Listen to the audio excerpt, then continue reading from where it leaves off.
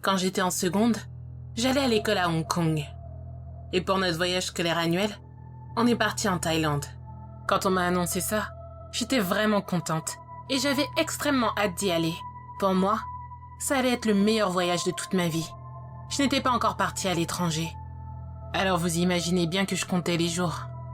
Mais ça en valait le coup, vu les paysages magnifiques qu'on a pu voir. L'endroit où on était un petit camp de vacances avec des dortoirs. Autour de nous, il n'y avait pas grand-chose à part de la verdure. Et les dortoirs semblaient assez éloignés les uns des autres. Mon lycée partait apparemment chaque année au même endroit, mais vu que j'étais en seconde, c'était la première fois que j'y allais. Cependant, les élèves de première et de seconde ont vite commencé à nous dire que le dortoir 4D était hanté. Et bien sûr, c'était précisément dans ce dortoir que j'allais dormir. Moi et 7 autres personnes de ma classe. Mais à vrai dire, je n'y croyais pas vraiment. J'étais sûre que c'était comme un espèce de bizutage. Alors je n'y ai pas vraiment prêté attention. Quand on est arrivé le premier jour, tout s'est déroulé normalement.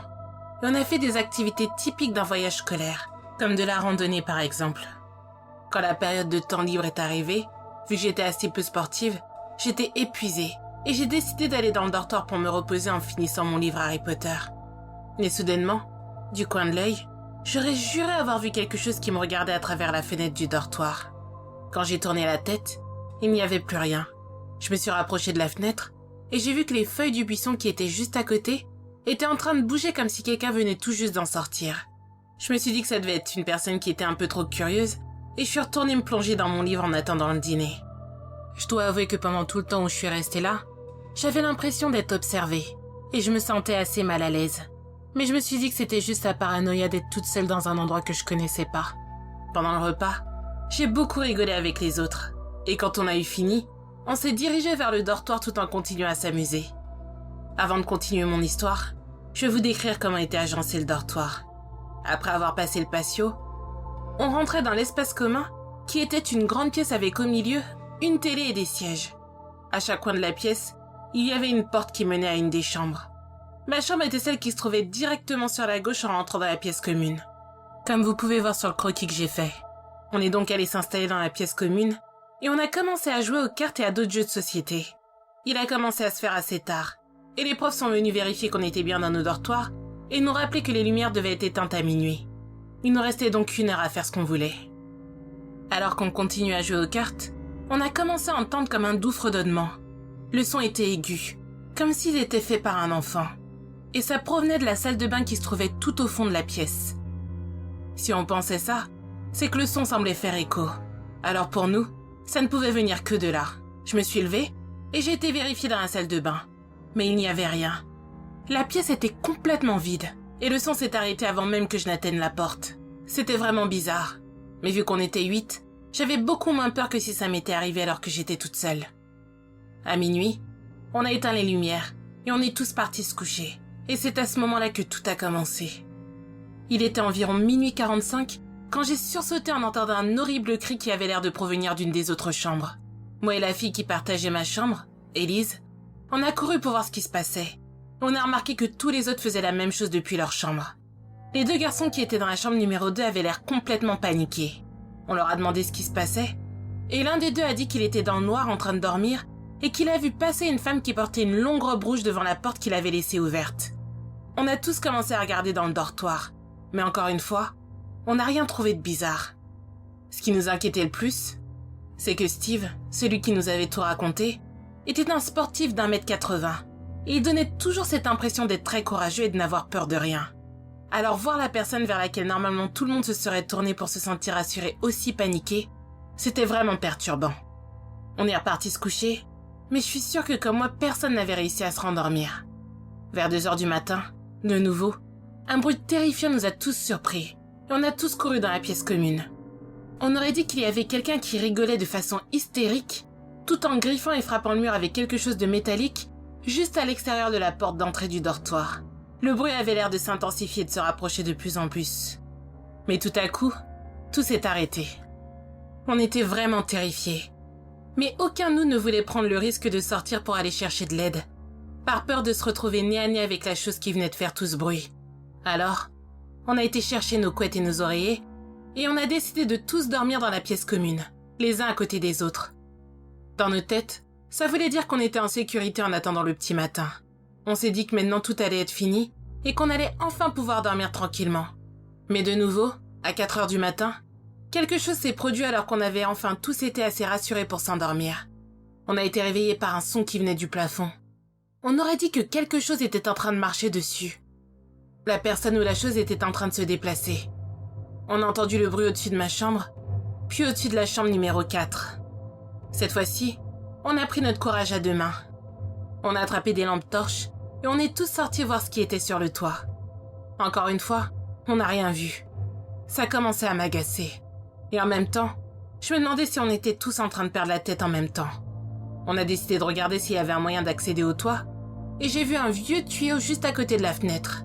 Mais vu que c'était étroit, ça avait l'air vraiment dangereux d'essayer d'y grimper. Au pied de la fenêtre, à cause du tuyau d'où sortait de l'eau, il y avait une grosse flaque de boue. Ça m'a fait penser que s'il y avait eu quelqu'un à l'extérieur de la fenêtre, cette personne aurait forcément laissé des traces. Mais dans ces cas-là, pourquoi sur la fenêtre poussiéreuse, il y avait 5 traces comme si quelqu'un avait passé ses doigts dessus? Tout ça n'avait vraiment aucun sens. Et j'avais hâte que ça s'arrête. On est retourné à l'intérieur, en se disant qu'on allait parler tout ça au prof dans pas longtemps. Ça nous aidait à nous rassurer. Mais en rentrant à l'intérieur, ce qu'on a vu nous a fait complètement changer d'avis. Tous nos oreillers étaient éparpillés partout. Et nos draps avaient été tirés en direction de la salle de bain. La porte était fermée, mais les draps avaient l'air coincés en dessous. On n'a pas attendu. Et on a directement couru réveiller les profs. Quand ils sont arrivés, on leur a tout montré. Ils nous ont écoutés avec attention. Mais plus ça allait, et plus on voyait qu'ils pensaient qu'on avait tout inventé. C'était évident. Ils ne nous croyaient pas. Même si une des profs a avoué avoir cru voir quelqu'un l'observer depuis l'extérieur de sa fenêtre, mais aussi d'avoir entendu des cris étranges venant de notre dortoir. Malgré ça, ils n'avaient pas l'air convaincus. Alors le lendemain matin, ils ont décidé de poser des questions au propriétaire, en nous demandant de lui raconter ce qu'on avait vu. Et ce que le propriétaire nous a expliqué nous a glacé le sang. Apparemment, plusieurs années auparavant, une petite fille a grimpé sur le toit de notre dortoir grâce au tuyau que j'avais vu un peu plus tôt à côté de la fenêtre. Mais à cause de l'humidité intense qui règne en Thaïlande et la pluie qui était tombée ce jour-là, le toit était très glissant. La petite fille s'est brisé la nuque en tombant sur le sol juste devant la fenêtre de ma chambre. La mère de la petite fille était femme de ménage dans le camp. Et quand elle a découvert le corps, elle était si choquée qu'elle en a perdu la tête. Elle s'est enfermée dans les toilettes de mon dortoir et a commencé à fredonner de façon frénétique pendant toute la journée. Personne n'a réussi à la faire sortir. Et comprenant sa détresse, les gens préfèrent attendre qu'elle se calme, en se disant qu'elle finirait bien par sortir. Et aux alentours de 2 heures du matin, c'est exactement ce qu'elle a fait. Elle est sortie en trombe en rigolant comme une folle. Elle est ensuite montée sur le toit de la même façon que sa fille, puis elle a sauté pour tomber au même endroit qu'elle. Elle est morte sur le coup. Nos professeurs étaient choqués, et nous aussi d'ailleurs. Mais ça les a décidés à nous transférer dans un autre camp.